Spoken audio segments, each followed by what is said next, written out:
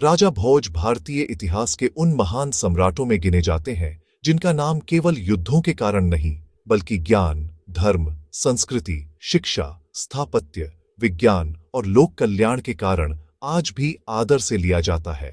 उनका शासन लगभग 11वीं शताब्दी में मालवा क्षेत्र में था, जिसकी राजधानी धार नगरी थी।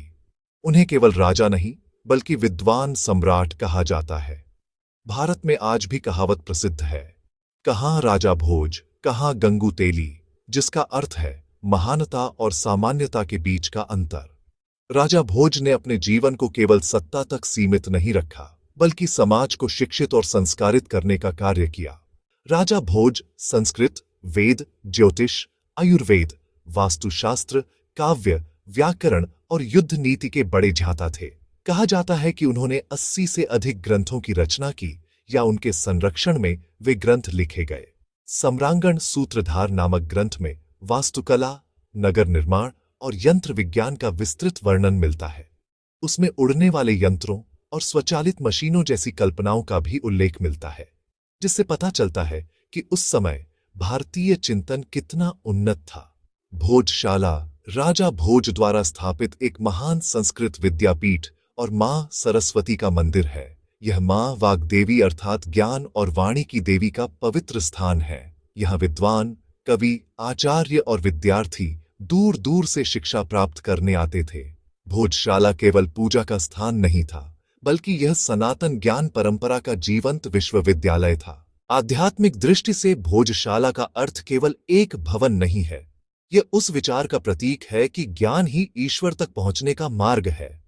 सनातन परंपरा में मां सरस्वती को केवल पढ़ाई की देवी नहीं, बल्कि चेतना, विवेक, सत्य और आत्मज्ञान की शक्ति है। भोजशाला इस बात का संदेश देती है कि धर्म केवल कर्मकांड नहीं, बल्कि ज्ञान, संयम और सदाचार का मार्ग है। सांसारिक दृष्टि से भोजशाला समाज को शिक्षित और सभ्य बनाने का केंद्र थी। वहां शिक्षा के साथ नीति, शास्त्र, कला और व्यवहारिक जीवन का प्रशिक्षण दिया जाता था। इससे समाज में अनुशासन, संस्कृति और नैतिकता का विकास होता था। आज के आधुनिक विश्वविद्यालय जिस प्रकार समाज निर्माण करते हैं, उसी प्रकार भोजशाला उस समय भारतीय सभ्यता का बौद्धिक केंद्र थी।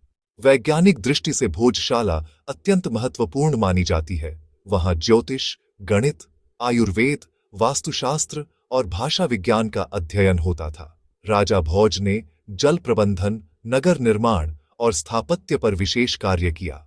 भोपाल का विशाल भोजताल भी उनकी दूरदृष्टि का उत्तम उदाहरण है। उस युग में इतने विशाल जलाशय का निर्माण करना अत्यंत उन्नत इंजीनियरिंग का प्रमाण था। भोजशाला यह दर्शाती है कि सनातन परंपरा में धर्म और विज्ञान एक दूसरे के पूरक हैं। आर्थिक दृष्टि से भोजशाला का प्रभाव बहुत बड़ा था। जहां ज्ञान और संस्कृति का विकास होता है, वहां व्यापार, कला और रोजगार भी बढ़ते हैं। विद्यार्थी, विद्वान और यात्री वहां आते थे, जिससे स्थानीय अर्थव्यवस्था मजबूत होती थी। राजा भोज ने कृषि, जल संचय और व्यापार को भी प्रोत्साहन दिया। इससे मालवा क्षेत्र समृद्ध बना। नैतिक दृष्टि से भोजशाला सत्य, ज्ञान और चरित्र निर्माण का केंद्र थी। वहां शिक्षा का उद्देश्य केवल धन कमाना नहीं, बल्कि आदर्श मनुष्य बनाना था। सनातन परंपरा में विद्या का अर्थ विनम्रता और आत्मसंयम भी है। भोजशाला इसी आदर्श का प्रतीक थी। इतिहास में मालवा पर अनेक मुस्लिम आक्रमण हुए।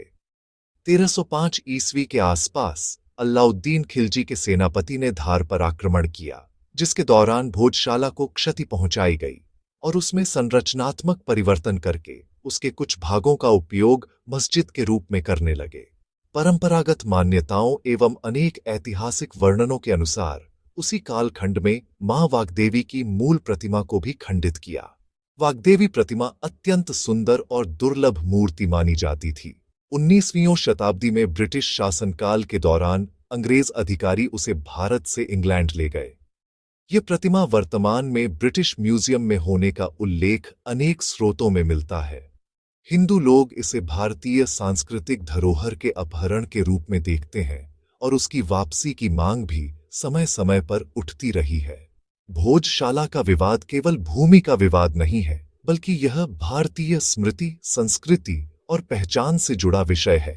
यह प्राचीन मां सरस्वती का मंदिर तथा संस्कृत विद्यापीठ है। इसकी प्रत्येक दीवार, स्तंभ और स्थापत्य पर अंकित हिंदू शुभ प्रतीक इसकी मूल सनातनी पहचान को स्पष्ट रूप से दर्शाते हैं। यह संपूर्ण संरचना इस बात की साक्षी प्रतीत होती है कि मूलतः यह एक वैदिक शिक्षा केंद्र और देवालय था, जिसे कालांतर में आक्रमणकारियों द्वारा विकृत कर नमाज अदा करने के स्थान के रूप में परिवर्तित किया गया। जबकि दूसरा पक्ष चप्पे चप्पे पर विद्यमान हिंदू शुभ प्रतीकों, वैदिक स्थापत्य और सांस्कृतिक साक्ष्यों के बावजूद इसे मस्जिद के रूप में स्थापित करने का प्रयास करता दिखाई देता है। इस कारण यह स्थान लंबे समय से सामाजिक और कानूनी चर्चा का विषय बना हुआ है। यदि गहरे अर्थ में देखा जाए तो राजा भोज और भोजशाला भारतीय सभ्यता के उस स्वर्ण काल का प्रतीक है जहां शक्ति और ज्ञान साथ साथ चलते थे। आज संसार में शिक्षा को केवल नौकरी और धन से जोड़ा जाता है, लेकिन भोजशाला यह सिखाती है कि सच्चा ज्ञान मनुष्य को भीतर से संस्कारित करता है। यह भी संदेश मिलता है कि जब कोई सभ्यता अपनी शिक्षा, संस्कृति और आध्यात्मिक जड़ों से दूर हो जाती है, तब उसका पतन शुरू हो जाता है। राजा भोज का जीवन यह बताता है कि आदर्श शासक वही है जो केवल राज्य नहीं चलाता, बल्कि समाज के चरित्र, ज्ञान और संस्कृति की रक्षा करता है। इसी कारण हजार वर्षों बाद भी उनका नाम सम्मान से लिया जाता है।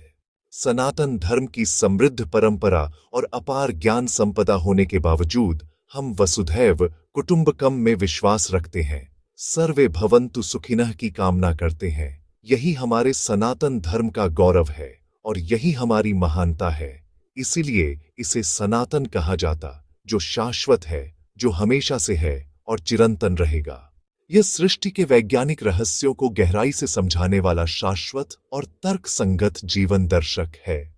यही कारण है कि आज सनातन धर्म विश्व का सबसे अधिक आकर्षण का केंद्र बन गया है।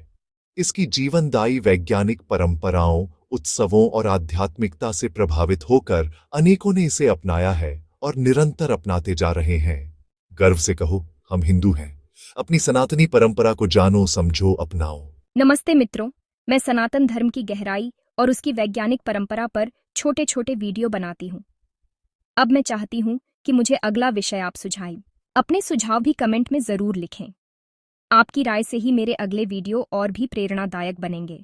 यदि आपको यह जानकारी मूल्यवान लगे तो वीडियो को लाइक, सब्सक्राइब और शेयर करना न भूलें, ताकि अधिक से अधिक लोग अपनी गौरवशाली वैज्ञानिक धरोहर से परिचित हो सकें। धन्यवाद।